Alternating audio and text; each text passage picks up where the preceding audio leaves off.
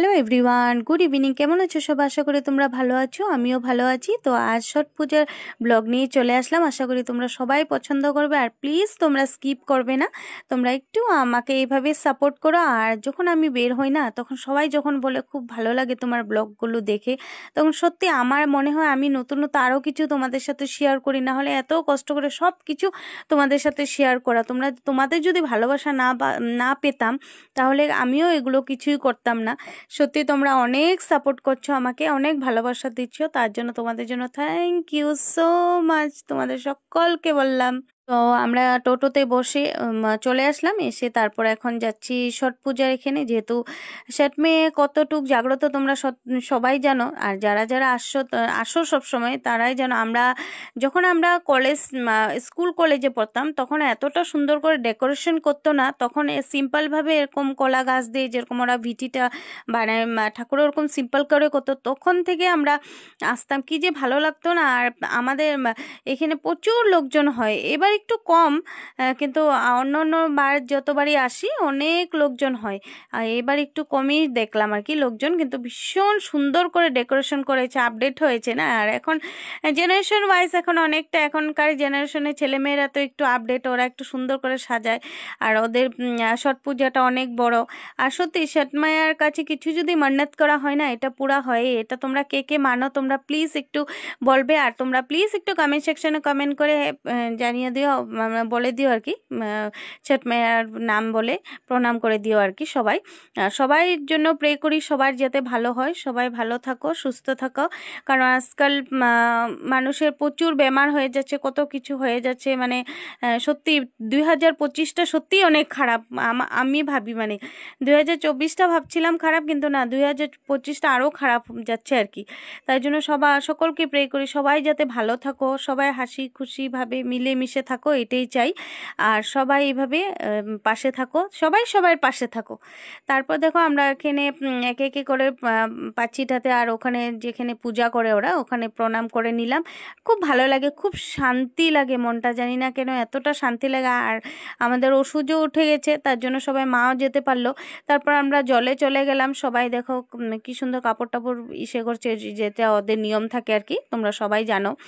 তো আমি মর্নিংয়ে যাওয়া হলো না আমার, যেহেতু আমাদের গ্রুপটাতে ওদের কারো শরীর ভালো ছিল না, কারো জ্বর, ওই জন্য মানে গ্রুপটা ছেড়ে আর কি যাওয়ার ইচ্ছাও ছিল না আমার, তাই আর কি আমার যাওয়া হলো না। তো নেক্সট ইয়ার শিওর তোমাদের সাথে শেয়ার করবো, যদি ঠাকুর এইভাবে ভালো রাখে।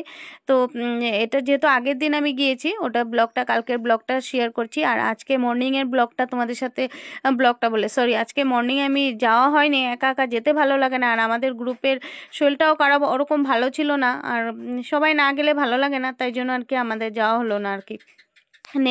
নেক্সট ইয়ার শিওর যাব। তো আমরা তো মেয়ে থাকতে অনেক, মানে আমরা অনেকেই গিয়েছি, স্কুল কলেজ থাকতে আমরা সবাই মিলে একসাথে খুব এনজয় করতাম। মানে ছট পূজাটা আমার ভীষণ ভালো লাগতো। এই জলে নামাটা একটা ভীষণ এক্সাইটেড, আমার ছেলে তো ভীষণ ভালোবাসে এই জলে নামতে। নেমে আর কি ঠাকুর প্রণাম করবে, এগুলো খুব ভালো লাগে রিচুয়ালগুলি ওদের। আর পূজা তো তোমাদেরকে বলেছিলাম, সব পূজাই তোমাদের সাথে কিন্তু বন্ধুরা শেয়ার করেছি আমি।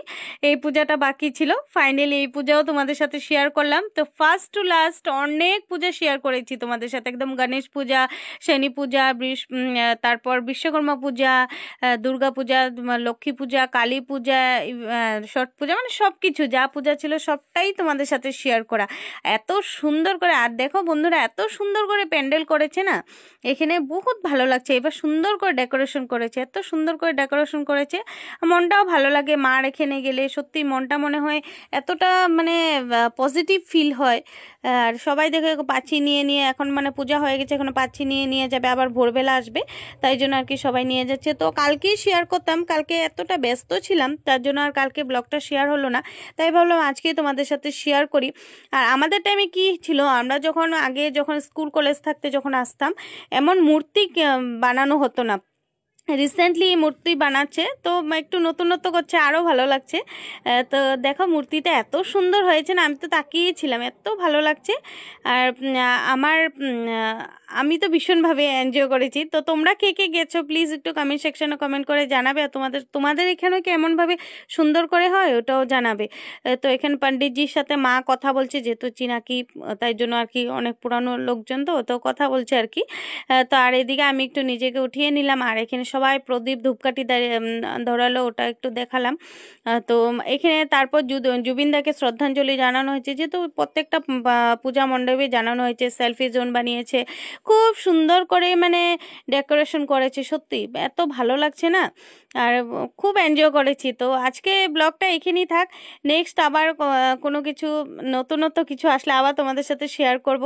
বেশি লং হয়ে গেছে না ভিডিওটা, তোমরা প্লিজ একটু দেখবে কিন্তু, স্কিপ করবে না। তো আমরা সবাই মিলে খাওয়া দাওয়া করছি, তো আজকে এতটুকুই।